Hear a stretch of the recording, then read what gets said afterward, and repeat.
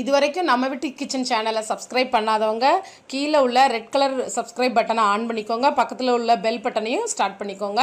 This is my humble request. உங்களுக்கு என்னோடய videos உடனே வரும்.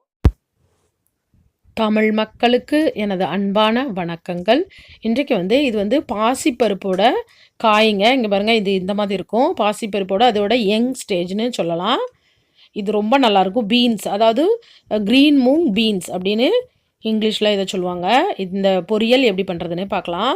நான் அரை கிலோ, அதாவது ஒரு கட்டு 1/4 கிலோ இருக்கும். நான் அரை கிலோ அந்த பீன்ஸ் வாங்கி வச்சுருக்கிறேன். நல்லா சின்ன சின்னதாக நம்ம நார்மல் பீன்ஸ் எப்படி கட் பண்ணுறோம் அது மாதிரி கட் பண்ணி வச்சுக்கோங்க. கொஞ்சோண்டு பூண்டு, 4-5 பல், ஒரு பெரிய வெங்காயம், அப்புறம் அரை முறியிலேருந்து தேங்காய் துருவல் எடுத்து வச்சுருக்கிறேன். அப்புறம் கருவேப்பிலை.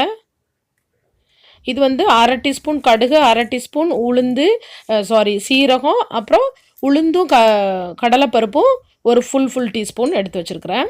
அப்புறம் பச்சை மிளகாய் 4-5 பச்சை மிளகாய், உப்பு, அப்புறம் ஆயில். இப்போ நான் பேனை அடுப்பில் வச்சுருக்கிறேன். இதில் கொஞ்சம் கம்மியாகவே நான் ஆயில் யூஸ் பண்ணியிருக்கிறேன். ஒரு 2 ஸ்பூன் அல்லது 3 ஸ்பூன் யூஸ் பண்ணிக்கலாம். இது கடுகு, சீரகம், கடலைப்பருப்பு, உளுந்து. கடுகும் சீரகமும் அரை ஸ்பூன், அப்புறம் கடலைப்பருப்பு, உளுந்தம்பருப்பும் ஒரு ஃபுல் ஸ்பூன் எடுத்துருக்கிறேன். இது நல்லா ஃப்ரை பண்ணி எடுத்துக்கலாம். இப்போ பச்சை மிளகாய் போட்டிருக்கேன். அப்புறம் பூண்டு நம்ம ஏன் போடுதோம் அப்படின்னா, இந்த காய் கொஞ்சம் கேஸு, அதனால் உங்களுக்கு இதில் பெருங்காயமும் யூஸ் பண்ணிக்கலாம். அப்புறம் கருவேப்பிலை, ஒரே ஒரு பெரிய வெங்காயத்தை சின்ன சின்னதாக கட் பண்ணி எடுத்துருக்கிறேன். நம்ம இந்த வெங்காயத்தை ரொம்ப ஃப்ரை பண்ண வேண்டாம். ஓரளவு லைட்டாக பளபளப்பாக ஆனதும் நம்ம பீன்ஸை ஆட் பண்ணிடலாம். இது ரொம்ப நல்லாயிருக்கும். சாம்பார் கூட, மோர் குழம்பு கூட, ரசம் கூட இந்த மாதிரி சாப்பிட்டுக்கலாம். சப்பாத்தி கூடயும் சாப்பிட நல்லாயிருக்கும். இந்த பொரியலில் மசாலா நம்ம எதுவுமே ஆட் பண்ண வேண்டாம். இப்போ உப்பு நான் போட்டிருக்கேன், தேவையான அளவு உப்பு. இதே மாதிரி நீங்கள் பீன்ஸ் பொரியல் பண்ணலாம், புடலங்காய் பொரியல் பண்ணலாம், அப்புறம் அவரைக்காய் பொரியல் பண்ணலாம், அப்புறம் சுரைக்காய் பொரியல் பண்ணலாம். இந்த மாதிரியே சிம்பிள் பொரியல். ஆக்சுவலி பொரியல் எல்லாமே இந்த மாதிரி தான் நம்ம பண்ணி சாப்பிட்றது உடம்புக்கு நல்லது.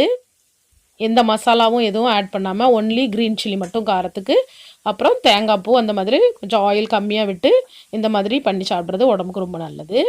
அப்புறம் ஓவர் குக் பண்ணக்கூடாது. இதை பாருங்கள், இப்போ நான் அதை மூடி வச்சுட்டு ஒரு 4 நிமிஷம் குக் பண்ணால் போதும். 4 to 5 ஸ்லோ ஃபயரில் வச்சு. இப்போ இதே குக் ஆகிட்டு, இப்போ லாஸ்ட்டில் நான் ஒரு அரை முறி தேங்காயிலேருந்து தேங்காய் பூ தூவி இருக்கிறேன். அவ்வளோதான்.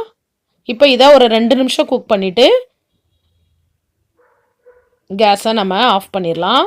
இது ரொம்ப நல்லாயிருக்கும். இந்த மாதிரி பொரியல் எல்லாருக்குமே மோஸ்ட்லி தெரியும் தான். பட்டு நான் ஃபஸ்ட் டைம் இந்த பொரியல் உங்களுக்கு அப்லோட் பண்ணுறேன். இப்பொழுது சுவையான பொரியல் ரெடி ஆகிட்டு.